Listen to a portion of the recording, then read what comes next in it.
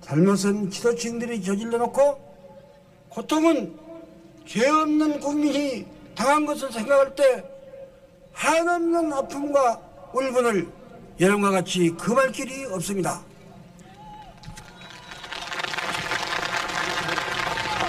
이러한 파탄의 책임은 장래를 위해서도 국민 앞에 마땅히 분명하게 밝혀져야 한다고 저는 이 자리에서 강조해서 말하지 않습니다. 파탄의 책임 국민 앞에 마땅하게 밝혀져야 한다. 지금 밝혀지지 않고 있잖아요. 공 교수님 어떻게 보십니까? 지금 그때하고 지금하고 묘하게 이제 상황이 겹치는 것 같습니다. 그러니까 네. 하나는 이제 국민적 분열의 위기 뭐 이런 것이 겹쳐 있기도 하고 또 하나는 이제 경제 위기.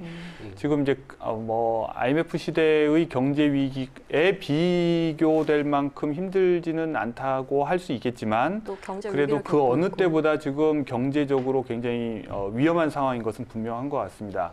다음에 누가 대통령이 되더라도 거의 김대중 대통령이 맞닥뜨렸을 것과 비슷한 정도의 경제적인 안 좋은 상황을 그대로 이제 넘겨받으면서 다시 이제 국가를 수습해야 되는 이중적인 과제를 안고 있는 거죠. 하나는 이제 분열된 국민들을 다시 통합하는 문제, 네. 그리고 경제적으로 이렇게 침체되어 있는 상황에서 어떻게 또 체질을 개선하면서 다시 한번 성장 동력을 만들어내고 다시 경제적 활력을 찾아낼 것이냐, 이제 이 과제가 지금 똑같이 주어져 있어서. 네.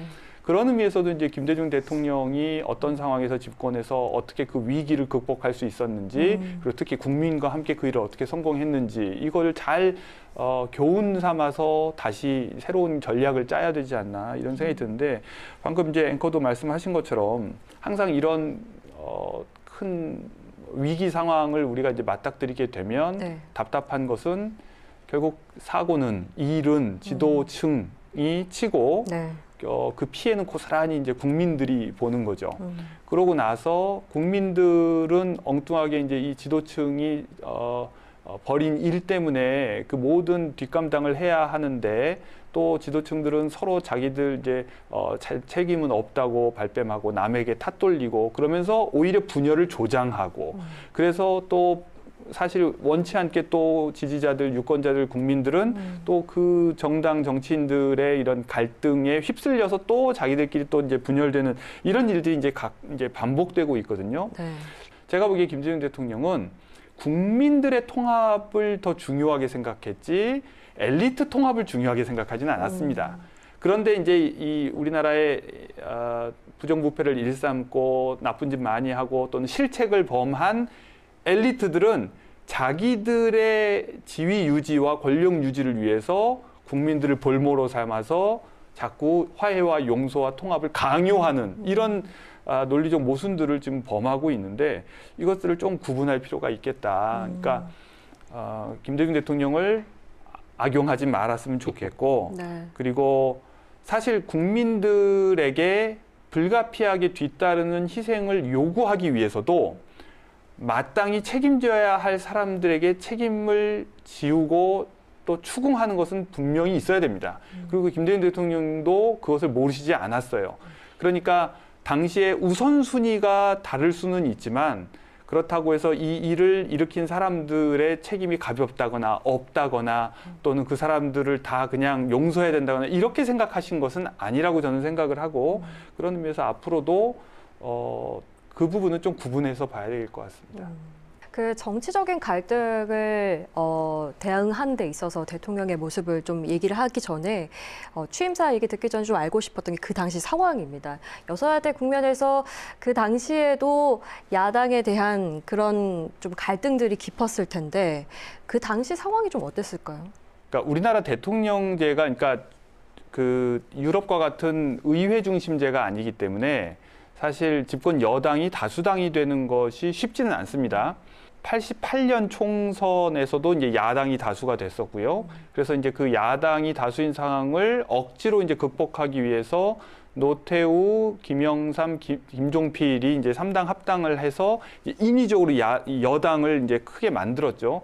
92년 총선에서는 다시 또 야당이 다수가 됩니다.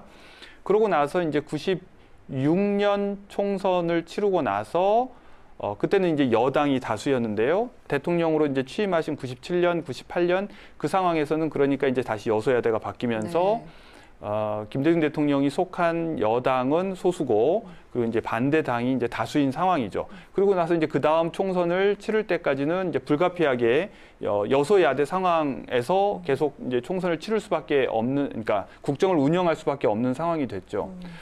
그러니까 집권을 하기 위해서도 아까 대표님 말씀하신 것처럼 DJP 연합, 그러니까 김종필 그리고 이제 박태준 이런 사람들을 이제 끌어들여서 어떻게든 최대 연합을 구성하려고 노력했던 것도 바로 이런 이제 불리한 정치 지형을 고려한 것이었고, 그리고 이제 그 이후에 집권한 후에도 결국 이제 여소야대 상황에서 야당의 협조를 얻기 위해서, 특히 IMF 금융 위기라고, 외환 위기라고 하는 것은 우리나라 이제 현대사에서 가장 심각한 이제 경제적 위기 상황이었기 때문에 야당의 협조가 이제 필요했죠. 이건 굉장히 지금 오늘날의 정치인들에게도 의미하는 바가 굉장히 많은데, 지금 대통령과 탄핵 당한 이제 뭐 소추당한 이제 윤석열 대통령은 검사 출신입니다.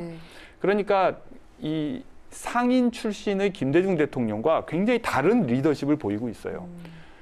상인 출신의 김대중 대통령은 그렇기 때문에 항상 설득하고 그리고 거래를 하고 양보를 하고 얻어낼 것을 얻어냅니다.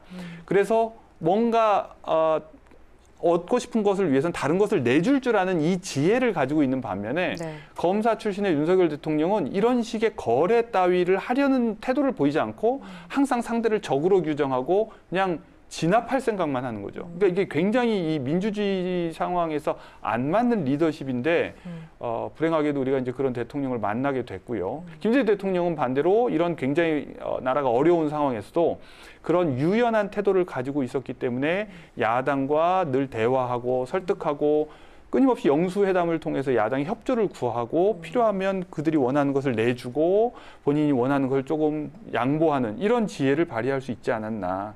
이런 것들을 앞으로 우리나라의 이제 미래 지도자들이 좀 배워야 된다고 생각합니다.